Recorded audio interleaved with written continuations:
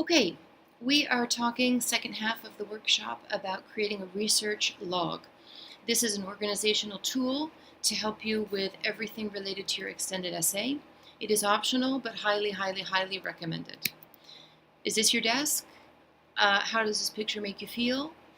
To me, this is the brain of an extended essay student at the beginning of the research process. And so what we want is to help you alleviate that feeling of kind of chaos and panic. This is what we want for you. A nice, calm, um, working space where you feel organized and you know what's going on. So we're going to do that through the research log process. And let's see, I have to have that thing there. So anyway, the research log is your mothership. That's the idea. So you have a section where you keep track of how you're feeling about each session, what you're planning to do, what your goal is going to be. It helps you set mini goals for yourself. One of the problems that we see is that extended essay lasts for a really long time and you don't work on it regularly. You work on it maybe now and then again in 3 weeks, and it's very easy to forget what you were doing last time. So you set a little mini goal for yourself at the beginning of each session, and then a little to-do list of what you should do next time. It helps you make sure that if you have any academic honesty issues that come out at the end, you have a way to go back and see where you might have made a mistake, and just a way to keep everything together in one place. So at the beginning of the research log, you'll have your own table of contents. You can use internal bookmarks so you can zip around the document. There's a place for you to add links of resources that you're using often.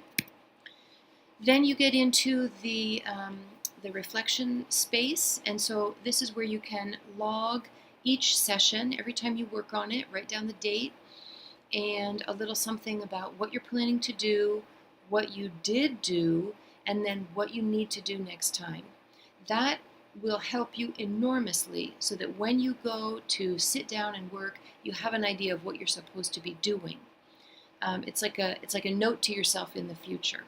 The other thing is this will help you with your reflections that you're going to send with to the extended essay scorers, because you'll have some concrete examples of what you did. The next part is the research notes section. This is where you're taking your very detailed notes about your topic. And then there's an annotated bibliography where there's some directions and a place for you to work on your outline. It's yours. You can do whatever you want. I'm going to show you the link here. And when you open that up, it will ask you for a copy. So you make a copy of it, and then you can edit it however you want. The directions are in red, so you can delete those whenever you feel that you have them in your mind. And do whatever you want with it. This is not something that's going to be turned in. It's for you as a way to help you be organized. So I'll just show you briefly how it looks. It's going to open up like this. Yes, I want to make a copy. And what we did was we put in all of the note-taking templates. So if I'm here and I want to take notes, I'm just going to zip down to the notes bookmark. And let's say I've looked at all of these and I really want this one, Mr. Gerard Larson's category style or grid style notes. So I'm going to leave this one blank, and every time I'm ready to take some notes, I copy this template and start working away. Okay? Try to choose one note-taking style and stick with it the whole time.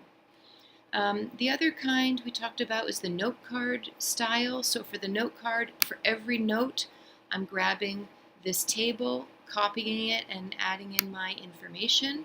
And I've got my source key at the top here.